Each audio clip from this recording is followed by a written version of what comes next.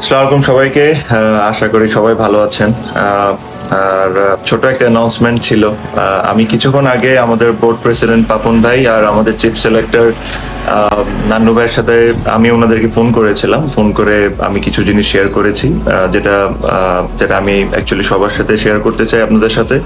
যেটা হলো, আমি ওনাদেরকে বলেছি যে আমার মনে হয় না যে আমি ওয়ার্ল্ড কাপ টিমে থাকা উচিত, আর আমি basically not available for the world cup. এটার দুই তিনটি কারণ আছে।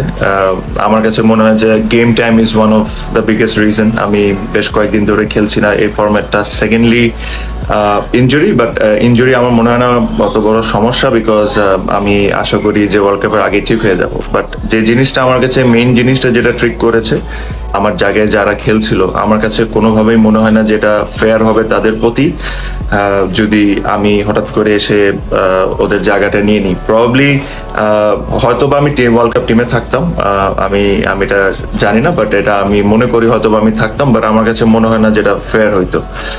So I've conveyed my messages to both president and the selectors.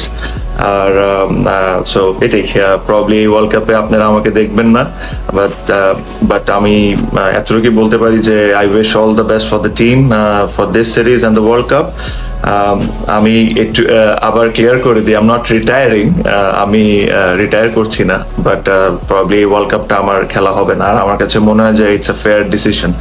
আমার কাছে মনে হয় যারা যারা ওপেন করছে ন্যাশনাল টিমে, দে শুড গেট, ওরা সুযোগ পাওয়া উচিত, because they have been playing for last 15-16 games, আর ওদের preparation probably will be better than mine. আর আমি সাথে এটাও মনে করি হয়তোবা তারা টিমকে আরো আমার চেয়ে ভালো সার্ভিস দিতে পারবে। আর সামনে তো ইনশাল্লাহ অনেক খেলা দেখা হবে ইনশাল্লাহ সবার সাথে। ভালো থাকেন।